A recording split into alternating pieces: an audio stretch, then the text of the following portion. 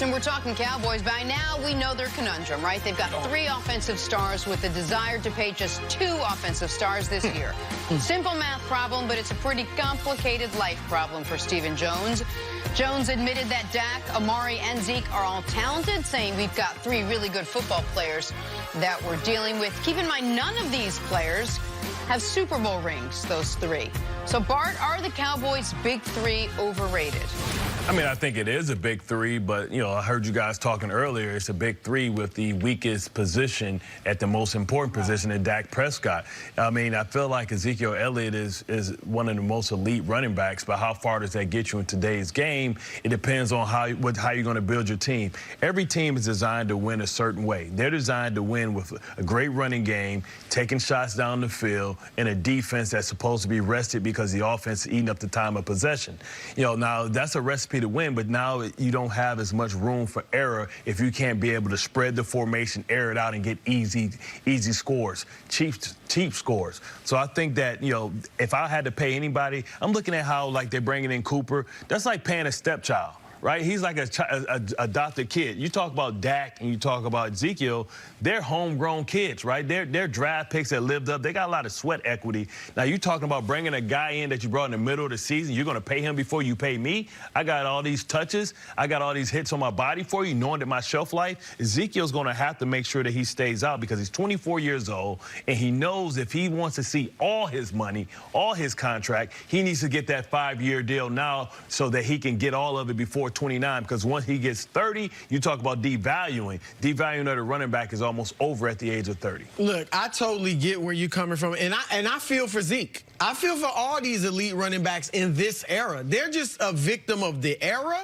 They're a victim of the analytics, and they're a victim of David Johnson and Ty Gurley getting those contracts and Johnson not producing and Gurley looking like he's damaged goods now. So I understand. I hope Zeke gets paid. What do you mean? What about Beast Mode? Beast Mode came in, got paid, went to Seattle, won a Super Bowl. He lived up to the hype. Right, but that's what it's other examples. That was as well. Almost like a different little era. Like, yeah, that feels like it was you know what I mean? Like you weren't running backs weren't devalued at that point to the way they are today. Right. And I also think they're in their mind now. Whether they can do it or not, we'll see. But I think from listening to what Jerry and Stephen Jones are saying, from looking at Kellen Moore, the new OC, and what they're talking about. Now, again, can they do it? Can Dak throw more down the field? You know, will Randall Cobb make that much of a difference? You know, the offensive line we know is great. You know, is the offense going to be that much different with all the motion and things like that?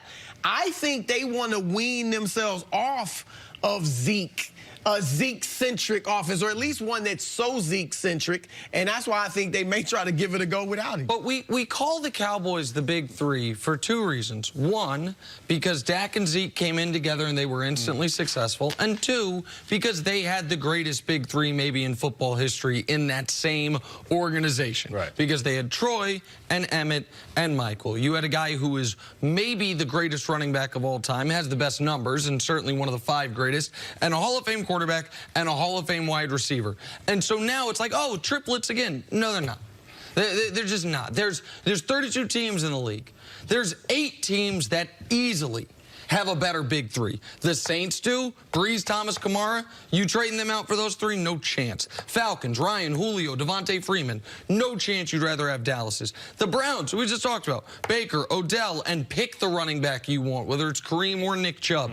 The Chargers, Phillip Rivers, Keenan Allen, Melvin Gordon. The Chiefs. The Chiefs, it doesn't even matter who the running back is. Just Mahomes and Tyreek, better than the 3 guys you got there. And Kelsey. Yeah, sure. The Packers, the Colts, the Steelers.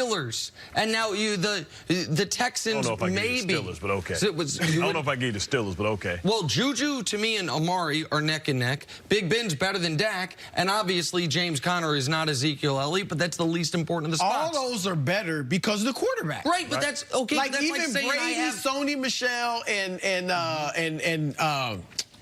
Julian Edelman. Yeah. Edelman, Cooper is probably better than him.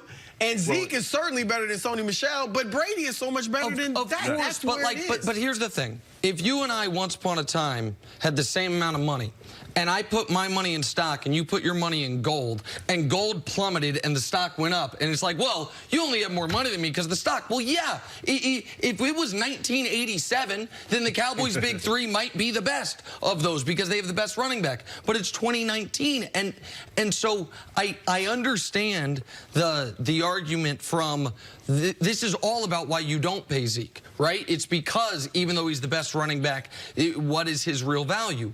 But from Zeke's perspective on it, it is, guys, okay, that's great. You're saying I'm not as valuable. Okay, how good are Dak and Amari when I'm not there? How good are the Cowboys when I'm not there? Maybe I'm overvalued, but I don't have no value. And the idea that the Cowboys offense can move without him, I don't think exists. It can't. Look, they were 4-4. I'm just saying. And I think Zeke's the best running back in the league. They're 4-4 without Zeke. Some of that was also without Tyron Smith.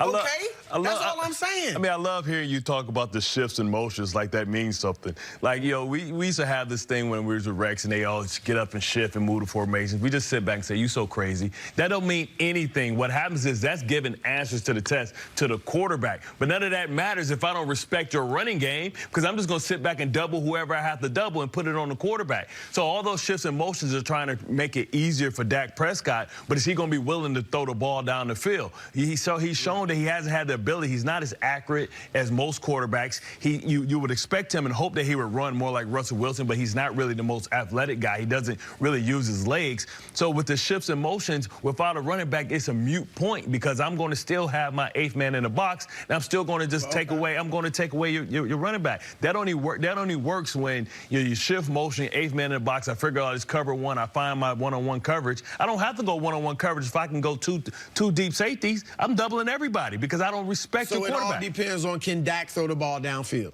Absolutely. And can he identify? Can he identify the one-on-one coverage? Can he throw guys open? Can he make tight throws into tight spots? Because it's going to be tight spots because you don't have the eighth man in the box because I don't respect your running back. But listen, so that list I gave totally changes if Dak takes a major step forward. The Cowboys' ceiling totally changes if Dak takes a major step forward. Say it again. Dak has a ceiling. Well, and the Cowboys do business as if they know it. They do business. They would not be in this position if they had not traded for Amari Cooper. Why did they trade for Amari Cooper? See how good Dak was. To see how Dak. What about he looked good with Amari Cooper. He looked okay. He was going for 270 yards a game, 70% complete. You got the best offensive line because once you pay him, you're going to start having to pick some of those players apart. You know, like Joe Flacco had to figure out when you give him the money, you start taking the line away. You're going to lose one of those players. You can't have three guys on the offensive line making the top five money. But this is. Oh, go ahead. I'm sorry. Well, I was just going to say, what about the intangibles, too, which we know is huge for quarterbacks? I think Dak has the intangibles. Now, physically, he's got some work to do. I think he's a winner. I think he's a leader of men. I see you laughing. Because who's the last quarterback with intangibles that we saw win the Super Bowl? Brady's got intangibles. I know Brady's great. He's the greatest of all time. But a lot of it is his intangibles. A lot of it with Joe Montana was his intangibles. But Brady doesn't need anyone else on that offense to play well. Dak needs those two other guys. He does. He doesn't throw it like Brady, obviously. He needs a perfect situation to be a great quarterback or a second-tier quarterback. I'll let him walk and take Teddy Bridgewater, and you'll have a better football team. You give me Teddy Bridgewater right now, and the Cowboys are better. Shiny suit man delivering takes. Oh, man, I don't know about Teddy Bridgewater. I like Teddy. Don't want to start. Teddy's comfortable sitting there on the bench. He waiting for Drew Brees to go ahead.